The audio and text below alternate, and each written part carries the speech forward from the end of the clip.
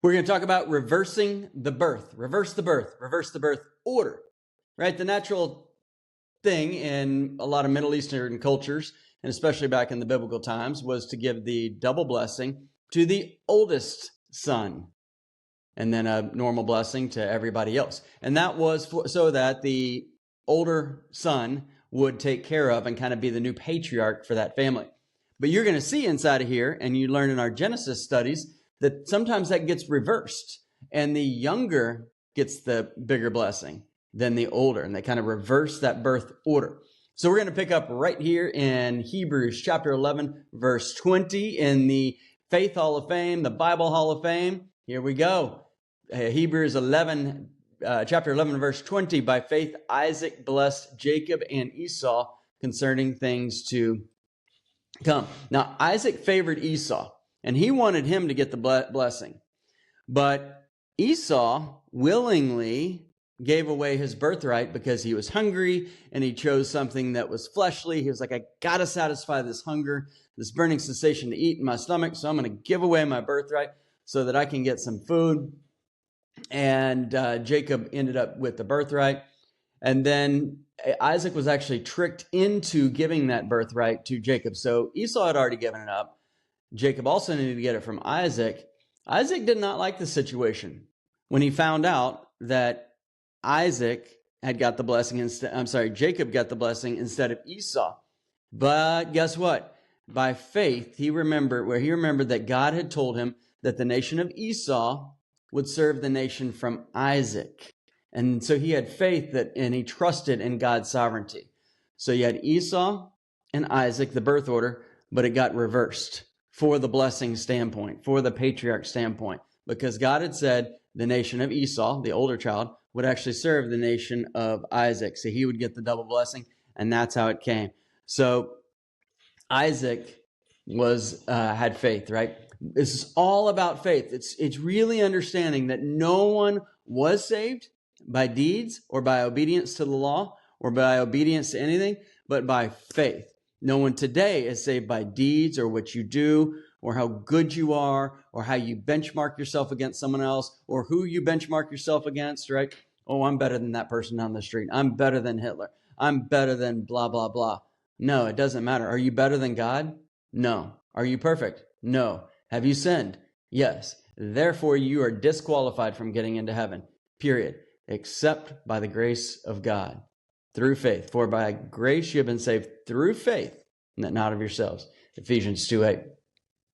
So what's an application? Well, Dad was involved in their lives, blessing them, blessing his children. Are you involved in your children's lives? Loving on them, being a blessing and encouragement for the things of God, not just being involved, just coaching or doing stuff, but for the purpose of proclaiming the gospel, of showing leading your family, being around your children, letting them know that you love them, right? We want to be present, not just physically present, but emotionally and mentally present. But in our age today, one of the biggest problems with fathers and mothers is we may be first, a lot of them aren't physically present, right? They're spending too much time at the office, too much time golfing, too much time watching TV or something. Let's be physically present, step one. Step two is to be mentally present. In this day and age of the iPhone, which people would just be like, you know what, I'm just going to scroll the news for a minute. A couple things can happen.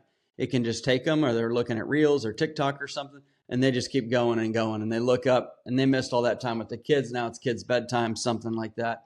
Or it makes them frustrated. They see something on social media. They see something on their newsreel that just makes them mad, usually about politics or something, right? Sometimes for a sports team, usually about politics.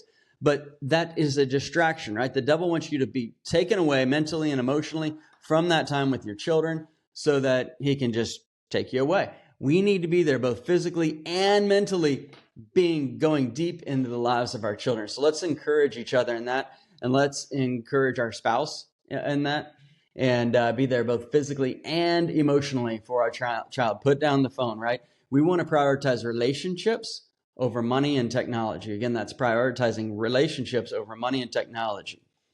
Verse 21, by faith, Jacob, when he was dying, blessed each of the sons of Joseph and worshiped, leaning on the top of his staff.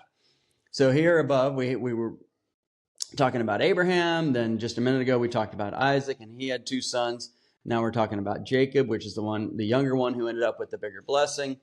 And then he's dying, and he had a bunch of children, right? He had the 12 tribes of Israel.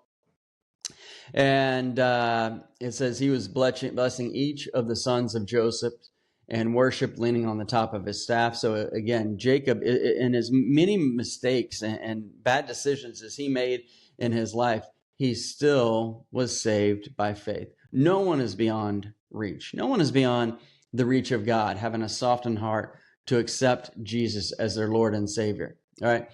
And a lot of people in the Jewish nation will celebrate Jacob, right? But he made a lot of mistakes, and that's okay.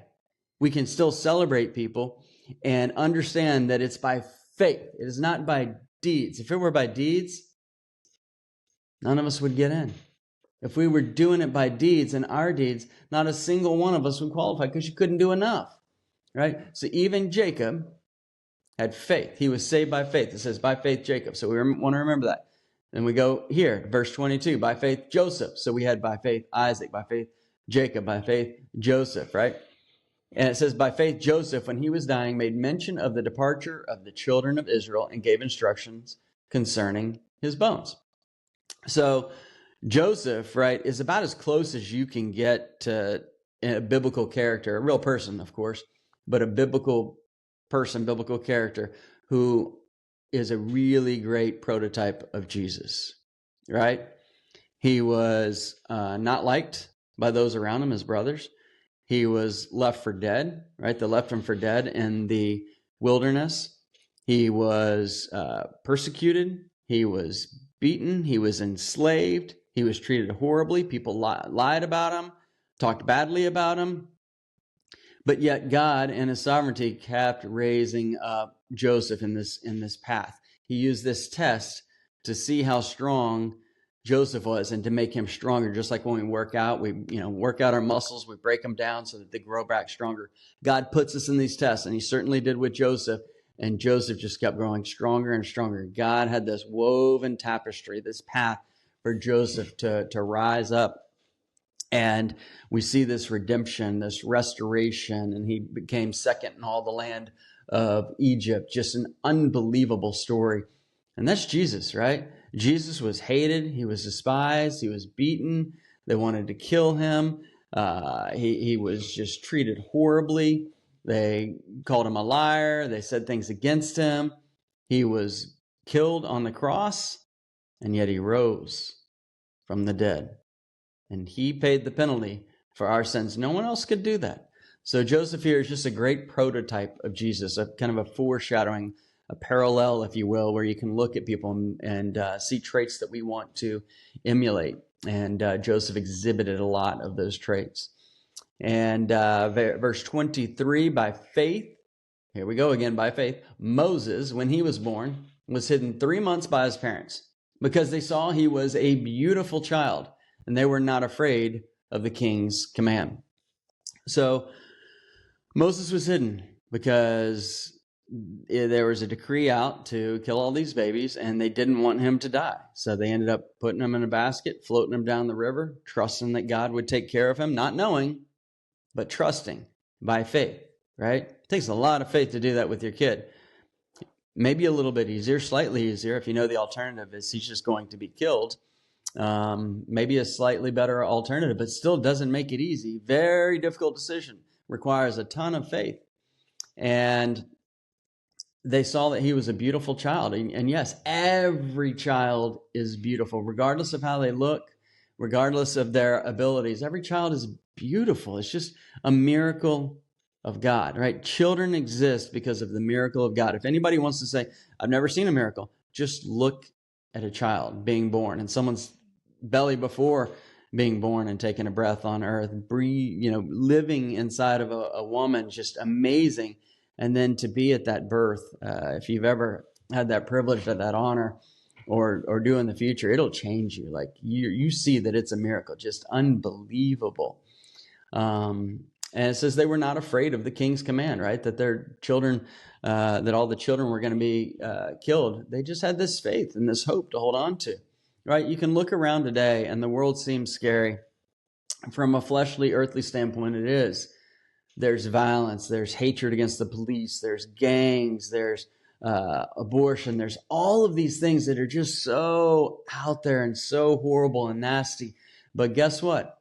It's all part of God's plan. Not that he wants to see suffering, but he is going to work through that evil that the devil and his demons are orchestrating and tempting people and that free will and making bad decisions. God's going to work through all of that with his sovereignty. So we just want to continue by faith, by faith, by faith. That's how all these verses lately and many to come are starting. By faith, Moses, by faith, he, by faith, they, by faith, the walls, by faith, Isaac, by faith, Jacob. We want to focus on that faith. So have faith in it.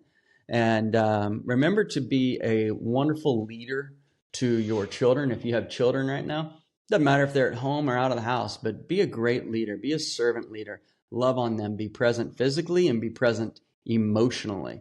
Check out our podcast, Daily Verse by Verse. You can search it on just about any podcast platform, Daily Verse by Verse. Pastor Mike Massey, I hope you have a blessed day.